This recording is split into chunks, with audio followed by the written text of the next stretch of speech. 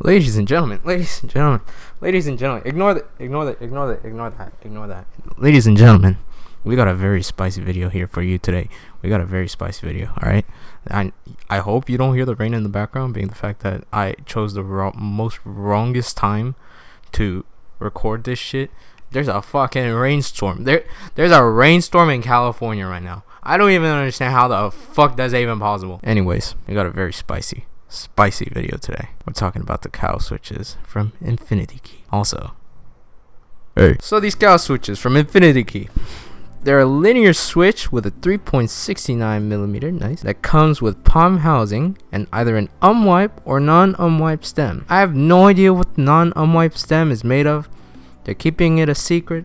63.5 gram springs. Also, the stems are stated to be long. Now these switches have been through a good amount of drama. Initially they were marketed during their initial group buy, back in September of 2020 as a Yacht Panda V2 switch exclusive. Luckily, I have a screenshot of the original group buy page, and everything information wise seems to line up, and most of the information is public in their Discord announcement, so all the stuff is in there. I have no idea if they have the order support for switches open to the public in their Discord, but there's information in there too, just to let you know. So let's begin. So the group buy started in September of 2020. They were called Yacht Panda V2 switches exclusive, and they were a palm housing switch with unwiped stem and a 62 gram spring and inner polish. Stated a new improved housing and stem, and that the switches were more smooth, stable, and less wobble than the previous version. Bottom housing was also redesigned for a better and balanced distance for the halo stem and came stock. Costed 55 cents per switch, came in either red, mint, which is green, trash, which is black, and blue. So the normal yacht housing colors. And every $2 donated to a legitimate COVID charity of your choice during group buy period, they will match and refund $1 to you. I don't think I needed that part, but whatever. And so the group buy went on for I think a day, maybe a week. I couldn't, whatever. The group buy gets canceled. At the time, I didn't know anything about it. Bought them on my way to buy my next dumb purchase, so I didn't know. I checked back in around this part of my brain very foggy. But I think I checked back in February, and the group buy page was removed, so I didn't know where to get the news. So I found the Discord, went straight to the announcements to see what was up, and Shin, who was the owner of Infinity Key, decided to step down for a bit to deal with mental stuff. So yeah, understandable. I'm sure K-Bendu, who's the person that was now in charge while he was gone, was gonna do fine. All of this was gonna get sorted out. A week or two later, K-Bendu makes an announcement. Announcement looked kind of funky, looked like a Google Translate, but yeah, sounds good. It was for the Doggacon switches. So they were shipping those out or something like that, or they were manufacturing them, or almost about to manufacture. I don't know. Keep in mind, a few people were asking about the switches, and it turns out they were postponed. So I was like, okay, yeah, group buys get delayed a lot, no biggie. Week after K-Bendu's first announcement, he makes a second announcement about the Yacht Panda switches. So I'm like, yeah, okay, information, we're getting somewhere. I read it. I have no fucking idea what he's saying. Made no sense to me. But it seemed like there was drama and somebody was an idiot or something like that. I don't know. A few days later, another post from K-Bendu. More gibberish. Dude's translation is fucking confusing. And I saw some of the info on the switches. And I'm like, oh cool, something I understand. And so I read it and still don't get it. Then 2 weeks later, there's just a whole announcement in Vietnamese, and this was where everyone was just like, what the fuck is happening? I got one of my friends to translate it. Shout out to them for helping me out. She does drawings, streams as well. I'll put her Twitch and Instagram in the description.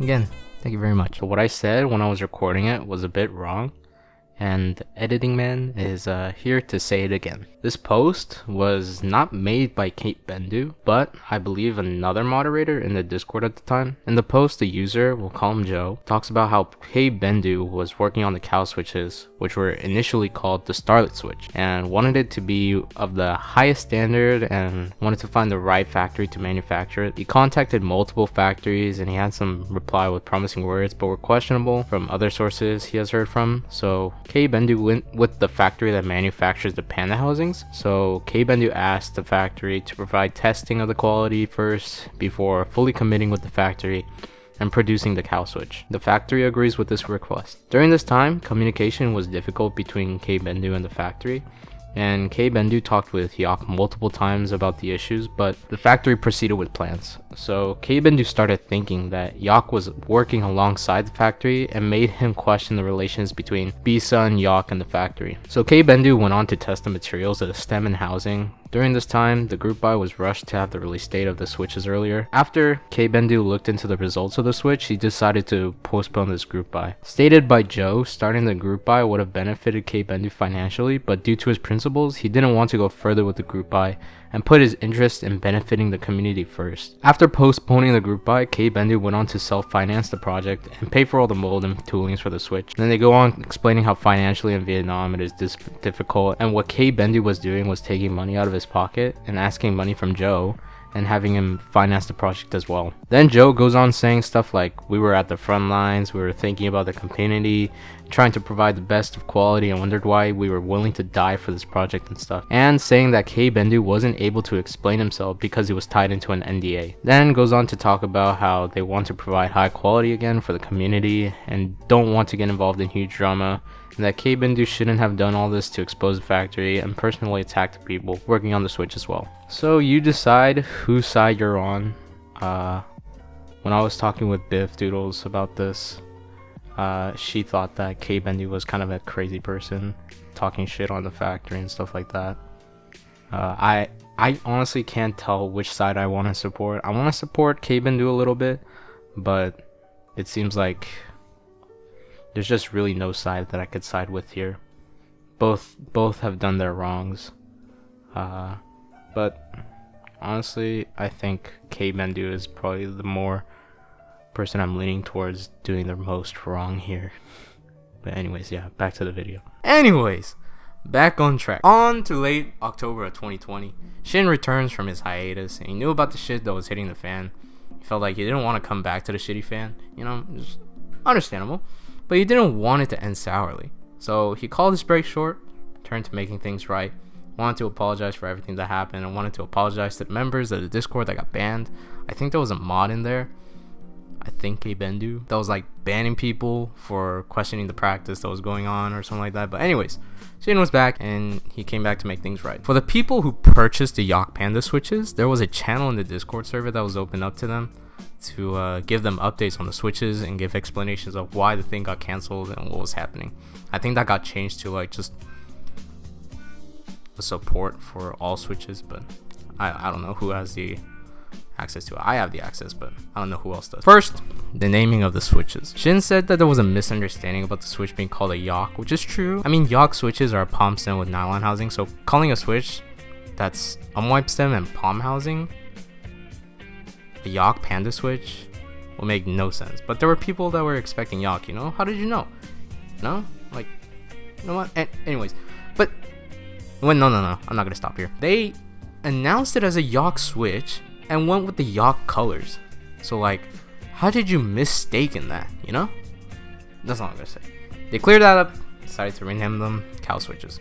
Also got a whole new colorway going on and stuff like that. And when it came to refunding people, there were issues.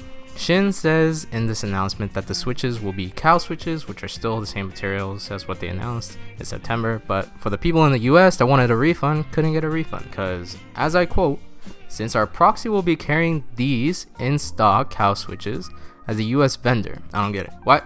Why couldn't you refund US customers? There's more. Quote, if you are outside of the US, then we will refund you the full amount and give out a 30% discount in future orders. Okay, how can you say to one region, no, you can't get a refund, but to other regions, you can get a refund and a coupon? I think it's because of the huge amount of sales they made with the US and how much money they put into getting the switches manufactured. There was no way they would have been able to refund all the US customers and only the lesser regions with less sales. That's just my assumption, but moving on, there's more.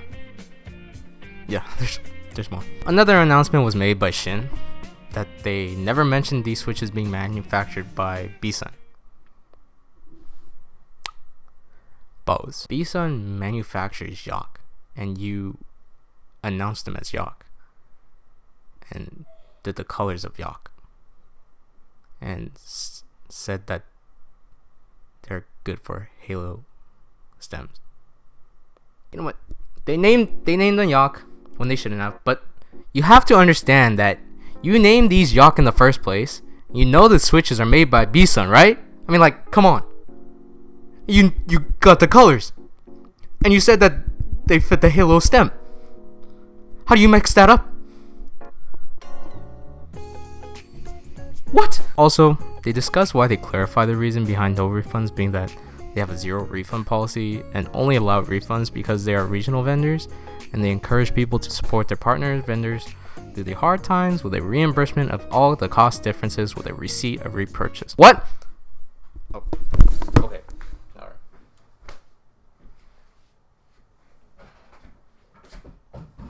Firstly, I understand you named your Switch wrong. But you need to understand that you still need to accept the fact that you messed up here and misled people into believing these were Yok Panda Switches with that name and color and the fact that they take the Halo stem. You also need to realize that you cut this group buy off and postponed the group buy, which means the group buy technically failed. You also reopened the group buy with a completely different Switch. It wasn't Yok Panda Switch, it was cow switches. They weren't the exact redo of a group buy, you know? So you technically have to refund the first people, right? Right? It means all people who joined the group buy should then get a refund.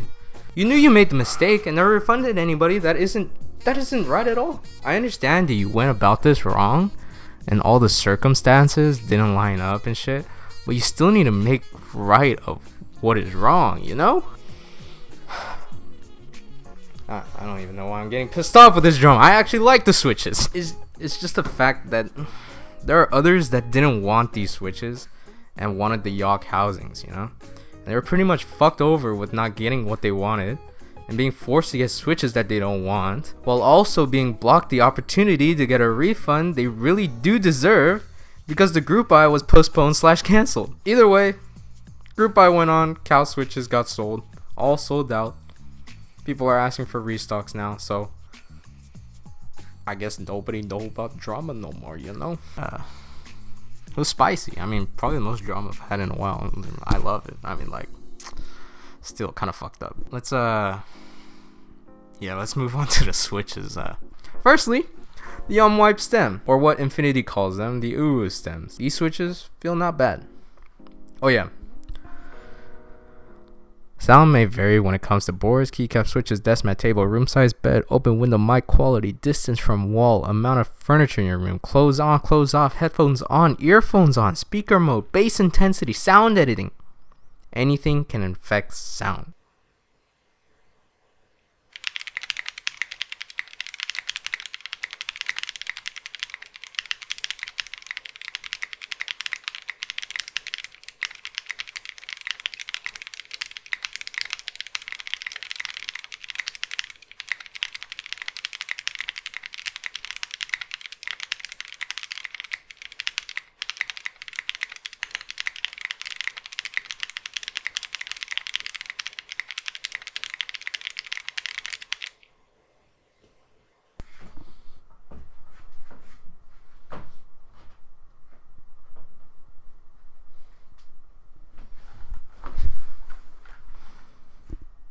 These Switches feel pretty good stock, to be honest. There isn't as much scratchiness as I expected. I wouldn't use these purely stock though, because of the scratch that I get from the Switches housing and leaf. But I will say they sound pretty good in the spacebar. How about the Lou version of these Switches?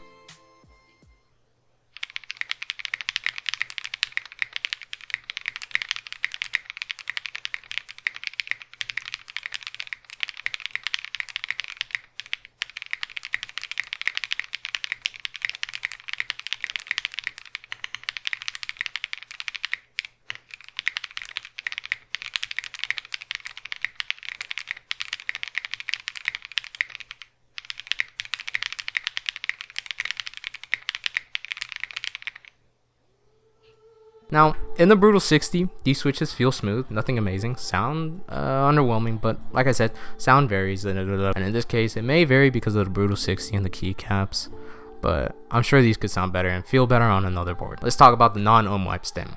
Special stems, the non-uwu stems. These switches feel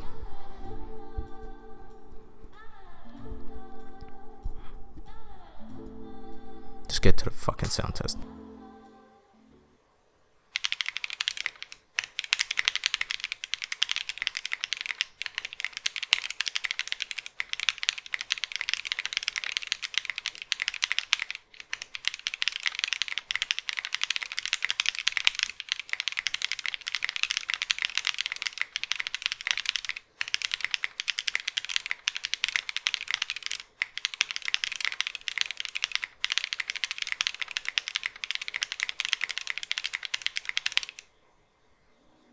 These feel pretty different from the unwiped stem switches. They sound pretty similar though. I would say these sound more like a chiclety sounding switch, while the unwiped got more clack to it, but they both sound like fucking chiclet switches, so I don't know. Non-unwiped stems are also pretty smooth, and with this one you can only notice the scratchiness coming from the switch housing and stem, and no leaf ping or scratching. Spacebar sounds a bit muted on this one, but don't mind it at all. How about the lube, the experience of these switches?